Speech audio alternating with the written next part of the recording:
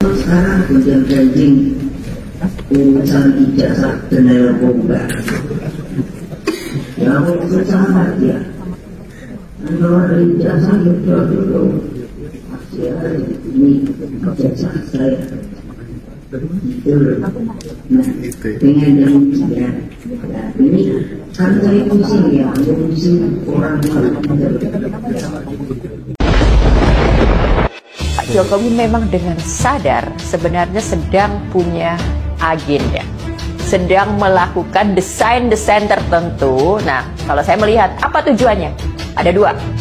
Yang pertama adalah untuk tetap mengamankan dirinya atas kesalahan-kesalahan yang diperbuat selama 10 tahun periode kekuasaan.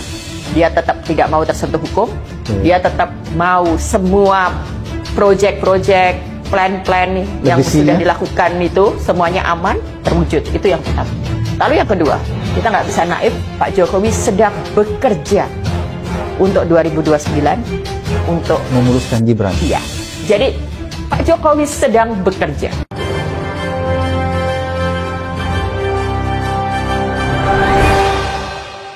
Assalamualaikum warahmatullahi wabarakatuh. Nah, akhirnya Megawati ya buka suara polemik ijazah Jokowi. Dilansir dari Glora.co, Megawati sindir Jokowi soal ijazah palsu. Sampai Megawati menyebut kok susah amat, kalau ijazahnya betul ya kasih aja. Tetapi fakta yang kita lihat tidak seperti itu ya.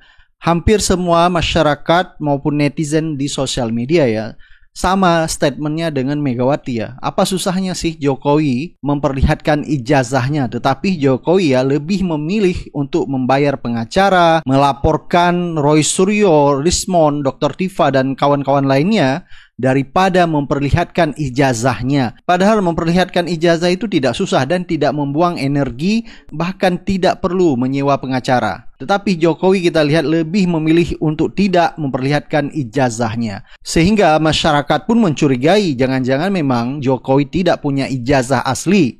Nah, kalau kita baca komentar netizen ya atas statement Megawati tersebut, sampai netizen mengatakan PDIP Perjuangan ini ya punya tanggung jawab ya. Karena dulu dia yang mencalonkan Jokowi menjadi wali kota, mencalonkan Jokowi menjadi gubernur, bahkan sampai presiden. Coba kita baca beberapa komentar netizen ya di sosial media atas tanggapan Megawati ya terhadap polemik ijazah Jokowi ini. Ada komentar dari Korban Mulyono tolak RUU Undang TNI. Kan situ PDP dongo yang bermanuver bersama dia pas nyalon lagi nyuci tangan nih. Nah, netizen mempertanyakan ya, seharusnya memang PDIP harus bertanggung jawab ya, karena sudah mencalonkan Jokowi menjadi wali kota Solo, gubernur Jakarta, sampai menjadi presiden. Kenapa PDIP tidak tahu soal ijazah Jokowi ini ya? Karena sudah melalui beberapa tahap verifikasi. Ya, tahap verifikasi KPU di saat mencalonkan wali kota Solo, tahap verifikasi saat mencalonkan gubernur DKI Jakarta, bahkan sampai presiden. Apakah PDIP tidak tahu menahu soal ijazah Jokowi? Itu menjadi pertanyaan juga dari netizen. Ada komentar dari Long Toss. Jadi penasaran nih, cara merekrut Jokowi jadi wali kota, gubernur, dan presiden gimana? Apa tidak ada verifikasi keabsahan dokumen Jokowi? Atau karena kita emang lemah dan mengabaikan akan kepentingan dokumen dan pengarsipan? Semua bisa diatur kalau pejabat mah. Jadi apakah memang ya masalah verifikasi keabsahan dokumen waktu itu tidak terlalu dipedulikan ya. Jadi diabaikan begitu saja. Yang penting sudah ada ijazah. Hanya dilihat ada ijazahnya ya sudah, tapi tidak diverifikasi sampai ke universitas. Ada komentar dari Teddy Ang, kalau Mega sudah ngomong begini artinya Mega, SBY dan Prabowo sudah siap buang Jokowi. Bye-bye Jokowi, bye-bye Gibran. Segera packing barang-barangmu ya, kalian sekeluargamu mau dibuang ke Nusa Kambangan. Tidak mungkinlah Prabowo akan membuang Jokowi. Kemarin saja ya Prabowo ya memberi komentar nyeleneh tentang masalah dugaan ijazah Jokowi ini ya. Kalau kita lihat tidak ada dukungan dari Prabowo. Masalah ijazah dipersoalkan. Nanti ijazah saya ditanya-tanya. Iya kan? Ada komentar dari Wang Chu, akan dikasihkan Bu, cuma menyamakan persepsi dulu dengan dosen pembimbing akademik dan dosen pembimbing skripsi. Ya, kita lihat kemarin Jokowi mendatangi dosen pembimbingnya katanya ya, dosen pembimbing akademik, padahal sebelumnya katanya dosen pembimbing skripsi. Jadi menurut netizen ya, ini menyamakan persepsi dulu ya. Jadi jangan sampai nanti di pengadilan ketahuan lagi bohongnya. Ada komentar dari Alin, dulu PDIP telah keliru menciptakan monster penghancur, sekarang saatnya membayar tanggung jawab moral tersebut untuk dikandangin untuk kemaslahatan bersama. Ya, PDIP seharusnya juga ya di parlemen harus buka suara ya, harus memberi dukungan kepada penggugat seperti Rismon Sianipar, Roy Suryo ya, seharusnya menyiap juga bantuan hukum buat mereka karena ini adalah kalau kita lihat kesalahan PDIP. Kenapa dari dulu tidak memvalidasi atau memverifikasi ijazah Jokowi sehingga akhirnya ya kita lihat terjadilah sekarang. Nah, salah satu analis pakar hukum yang bernama Profesor Hipnu Nugroho, beliau mengatakan hasil forensik dari penegak hukum harus ada pembanding dari pelapor. Jangan sampai Barreskrim ini menguji coba ijazah Jokowi tetapi tidak ada pembandingnya sehingga nanti tidak bisa dibedakan mana yang palsu, mana yang asli ya. Dikeluarkan oleh Barreskrim. Tapi pertanyaannya, apakah hasil Barreskrim itu satu-satunya bisa diterima? Oh tidak. Nanti seandainya Bang Roy dan teman-teman itu tidak sepakat, ada pembandingan. Ini yang disebut kadang-kadang kontra suatu pembuktian. Jadi hasil forensik itu dari penegak hukum, bisa juga hasil forensik dari para pihak pelapor. Ini kalau kita lihat, seperti halnya kalau kita lihat visum dari penegak hukum, visum ulang dari para korban dan sebagainya. Itulah yang untuk membandingkan. Oleh karena itu di sini nanti kejernihan hakim akan melihat sebagai bentuk hasil forensik sangat menentukan. Karena ini kan ilmu-ilmu forensik yang bukan ilmu-ilmu orang hukum. Tapi sejauh mana para penegak hukum itu bisa menjelaskan hasil forensik ini dan bisa meyakinkan hakim. Karena apa? Kenapa forensik hadir? Itu apabila ada keraguan. Nah, keraguan inilah yang sedang diperiksa oleh Barreskrim, yang nanti mungkin ada pembanding yang lain. Dari hasil-hasil forensik itu nanti hakim menentukan. Dengan kondisi ketransaksi, bukti yang lain akan menentukan hasil mana yang valid. Nah, disinilah Mbak untuk menentukan hasil forensik, karena hasil forensik itu untuk menambah keyakinan hakim, di mana hakim orang hukum juga tidak tahu, penegak hukum ataukah juga tidak tahu forensik, jaksa demikian juga. Dengan demikian bagaimana meyakinkan hasil forensik itu sah, bernilai atau tidak, begitu. Artinya saling menguatkan satu sama lain antara saksi, forensik, dan juga pembanding, atau ada yang lebih besar yang akan dipertimbangkan tapi Prof? Iya, padahal nanti kan Bang Roy juga bisa melihat hasil forensik. Kemudian Barreskrim juga disandingkan. Nah, disinilah nanti hakim akan melihat bobot yang bernilai sah, nilai suatu bukti asli atau tidak itu akan di sana. Identik atau di sana. Di sini tanggung jawab hakim sangat berat untuk melihat itu, karena bukan keilmuannya, arti keilmuan dari orang ahli IT forensik yang bersangkutan. Bahkan dari tim kuasa hukum Roy Suryo dan kawan-kawan sudah membuat konferensi pers ya, akan menolak hasil uji forensik ijazah Jokowi karena diduga Barreskrim ini bakal menyelamat Jokowi. Artinya bisa saja nanti hasil uji forensik dari Barreskrim ijazah Jokowi itu asli. Rizal Fadila Esa, Dr. Ifaluzia Diasuma, Kurnia Tri Royani, dan Profesor Egy Sujana SHMSI dilaporkan oleh Saudara Joko Widodo ke Polda Metro Jaya tanggal 30 April 2025. Barreskrim tiba-tiba bergerak cepat memproses aduan masyarakat tentang ijazah palsu Jokowi dan menyebut sudah 90% melakukan penyelidikan yang akan dituntaskan melalui tes laboratorium forensik terhadap ijazah Jokowi. Berkenaan dengan hal itu, tim advokasi anti kriminalisasi akademisi dan aktivis menyatakan sikap. Pertama, kami menolak hasil tes laboratorium forensik secara sepihak oleh Barreskrim Polri karena proses yang sepihak ini sangat muatan politik, tidak egaliter, tidak transparan, tidak kredibel dan tidak akuntabel. Karena proses sepihak ini tidak dapat dipahami sebagai proses penegakan hukum, melainkan memiliki tendensi politik untuk menyelamatkan Jokowi melalui sebuah proses yang ujungnya patut diduga ijazah Jokowi akan dinyatakan asli.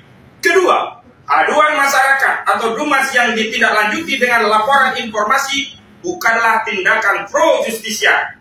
Proses dalam tahapan ini hanyalah pra pemeriksaan untuk menentukan apakah aduan masyarakat layak direkomendasikan untuk dilanjutkan pada tindakan pro justisia dengan diterbitkan laporan polisi. Sehingga tindakan ini tidak atau belum masuk pada substansi dugaan tindak pidana yang dilakukan, apalagi untuk melegitimasi keabsahan sebuah dokumen ijazah Jokowi. Ketiga, karena itu kami menduga kuat ada motif penyelamatan kepentingan Jokowi sekaligus melegitimasi kriminalisasi terhadap klien kami melalui proses yang dilakukan Barreskrim Mabes Polri yang akan melakukan uji laboratorium forensik ujungnya diduga kuat hasil tes ijazah Jokowi akan dinyatakan identik atau asli. Laporan TPU akan di Barreskrim Polri dihentikan karena tidak cukup bukti dan proses kriminalisasi terhadap klien kami akan masih dilanjutkan dengan dalih telah ada hasil tes laboratorium forensik terhadap ijazah Jokowi.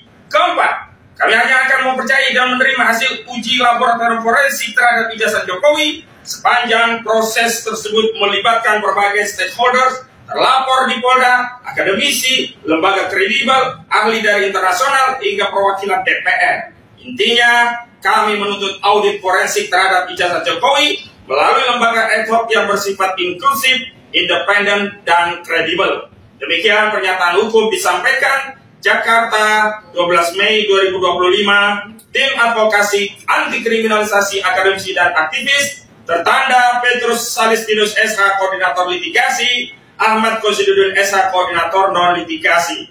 Dan kami nanti akan edarkan dengan lampiran sejumlah tim advokat yang ada dalam tim ini, diantaranya ada Dr. Amir Samsudin SHMH, mantan Menteri Hukum dan HAM, kemudian ada Dr. Abraham Samad SHMH, mantan Ketua KPK, Maijen TNI Purnawirawan Samsu Jalal SHMH, beliau mantan Danpom ABRI, kemudian ada Dr. Ahmad Yani SHMH, kemudian ada juga Dr. Herman Kadir SHMH, Muhammad Samsir Jalil SHMH, Ismar Samsudin dan yang. Nah, Rismon Sianipar juga yang meminta Barreskrim harus periksa internal UGM siapa yang memproduksi sejumlah lembar pengesahan skripsi. Salah satunya adalah Sigit Harwinarto, mantan Dirjen KLHK. Apakah berani kira-kira Barreskrim ya memeriksa orang yang bernama Sigit yang menurut Rismon Sianipar ini orang yang memproduksi sejumlah lembar pengesahan skripsi. Baik ya, coba kita dengar ya komentar dari Rismon Sianipar. Nah inilah ya inkonsistensi semacam ini. Besok nggak tahu lagi perannya Pak Kasmujo ini jadi apa. Dulu pembimbing skripsi waktu Jokowi Presiden, sekarang pembimbing akademik. Mungkin besok jadi dosen pembimbing apa lagi, tesis semenang apa ini. Tak apa pokoknya perannya. Berganti terus, berganti peran sesuai dengan apa yang diminta. Pesan saya kepada Pak Kasmujo yang sudah tua, udahlah Pak, jujur aja, jujur. Bilang aja nggak pernah kenal dengan Joko Widodo ini. Kok bisa dulu Anda mengaku sebagai dosen pembimbing skripsi sekarang berubah lagi. Ya, nanti Anda akan dipanggil juga di pengadilan. Jokowi bisa berbohong kepada pendukungnya karena cinta buta atau segala macam. Tetapi Jokowi tidak bisa menipu teknologi. Ya, kalau ada di persidangan nanti karena kepercayaan terhadap laboratorium forensik Polri ini sangat minim karena terbukti di kasus Jessica memanipulasi barang bukti digital, video CCTV itu, ya, Tito Karnavian, Krisnamurti, Muhammad Noah Lazar dan Christopher. Maka kita minta juga di laboratorium forensik yang ada di luar negeri. Ya, karena kepercayaan kita terhadap polisi ini sudah sangat minim dan terbukti menjadi kepolisian terburuk se-Asia Tenggara. Mungkin sekarang sudah sedunia mungkin. Tapi Pak Rismon, apa Bapak tidak takut diadukan pencemaran nama baik juga oleh Tito Karnavian atas pernyataan sudah tadi? saya setahun saya teriakkan ini. Oh, kalau saya mau tantang diadukan, Tito. harusnya dari dulu. Adukan, gitu loh. Setahun ini sudah saya tantang Tito Karnavian. Ya, dan Krisnamurti. Jadi saya pikir kalau kita negara ini sudah lama, 10 tahun dipimpin oleh Joko Widodo, itu sudah kita jadi generasi pengecut, generasi yang penjilat. Maka saatnya sekarang kita menjadi generasi sesuai yang diharapkan oleh para pahlawan kita, ya kan? Jangankan ancaman penjara, Joko Widodo, ya. Ancaman nyawa pun saya hadapi, gitu. Ya, karena saya pegang ya, keilmiahan. Anda boleh berbohong terhadap di Indonesia ini, ya, orang-orang yang mendukung Anda. Tetapi Anda tidak bisa berbohong tentang teknologi evolution yang catatannya terdokumentasi dengan baik. Oleh karena itu, sebenarnya ini gampang untuk disudahi oleh Pak Prabowo Subianto. Terjunkan Kementerian Pendidikan Tinggi, Sains dan Teknologi, karena itu otoritasnya di atas dari UGM. Ya. Siapa bilang UGM nggak salah? Nggak pernah salah. Itu terbukti tadi malam, memalsukan dokumen loh. Satu nama dosen bisa 2 tanda tangan berbeda, gitu loh. Oleh karena itu, ya, dari latar belakang bahwa banyak juga perguruan tinggi yang memperjualbelikan ijazah, ya, kenapa enggak UGM? Mereka bukan malaikat, gitu loh. Oleh karena itu, turunlah Pak Prabowo, terjunkan menteri Anda yang profesor dari ITB, nanoteknologi. Ya, terjunkan ahli-ahli ke UGM untuk memeriksa langsung itu. Ya. Dan kita siap ikut ya Bang Desmond ya? Iya, gitu loh. Itu loh, baru fair. Turjunkan Pak Prabowo. Sudahi ini, apapun resiko politik yang Anda harus hadapi. Malu kita sama dunia, Pak Prabowo Subianto. Kalau hanya karena ini yang sudah jelas palsu ini, anak-anak bangsa dikorbankan, kita pecah belah. Padahal jelas itu palsu. Menanggapi cara-cara yang ditempuh oleh Jokowi dalam menghandle dugaan ijazahnya palsu, ini cukup menggelitik pikiran saya. Jokowi menempuh jalan yang gampang dibuat sulit, yang sederhana dibuat berbelit-belit, kemudian menggerakkan para pendukungnya, buzzer-buzzernya, ya, bahkan preman, tidak malu-malu dia gunakan.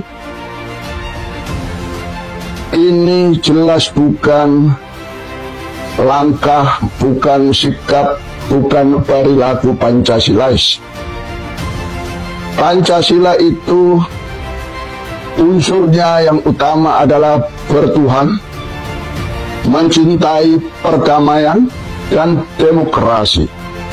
Kalau jalan demokrasi perdamaian ditempuh, tidak akan Jokowi menempuh hal yang berbelit-belit, yang rumit, yang ruwet.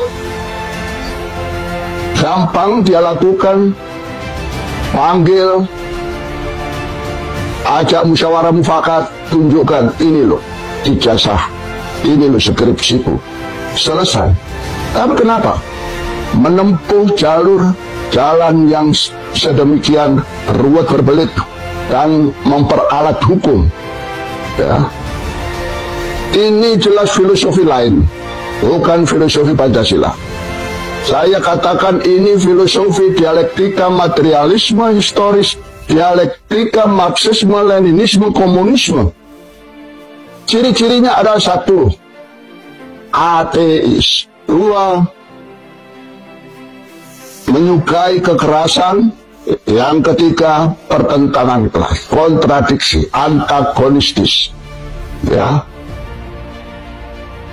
Ateis gampang sekali berbohong, dusta, nipu, kongpi, senjipak. Yang itu semua bukan ciri-ciri orang yang takut akan Tuhan. Kemudian sumpah jabatan, sumpah presiden.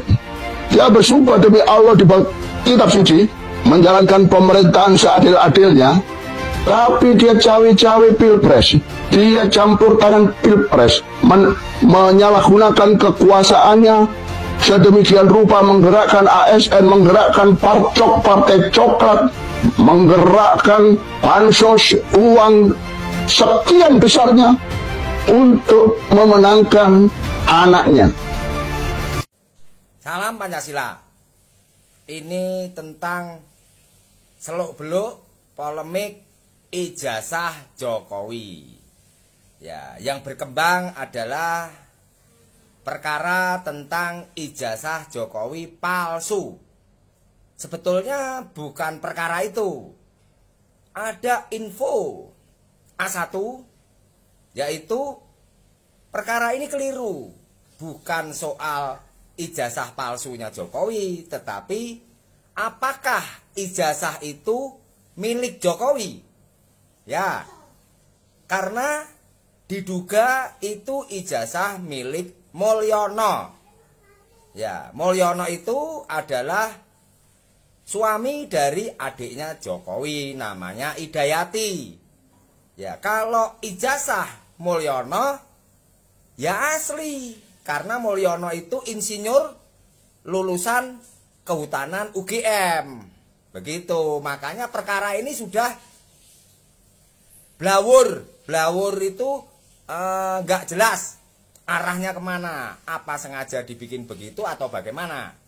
Ya, jadi ini bukan soal ujaran kebencian atau apa, tapi tentang penegakan keadilan dan kebenaran. Persoalannya, apakah kejadian ini PDIP sebagai partai pengusung Jokowi dari mulai wali kota sampai presiden, mereka tahu tentang kejadian ini tadi. Lalu apakah KPUD sampai KPU pusat tidak tahu? Ya, apakah UGM sebagai lembaga yang mengesahkan dan mengeluarkan ijazah itu tidak tahu? Ya, begitu. Jadi kalau ini dirunut dengan benar, UGM nggak salah, karena UGM mengeluarkan ijazah asli atas nama Mulyono, insinyur. Ya, terlepas sekarang jadi Jokowi dan lain-lain, itu perkara lain. Ya, tentunya kita semua paham bahwa di Republik ini kekuasaan bisa mengintervensi ke sektor manapun, ke arah manapun, ke siapapun. Oke? Coba kalian pikirkan dan kalian berpendapat. Peci merah, IQ tinggi, sang Pancasila. Merdeka!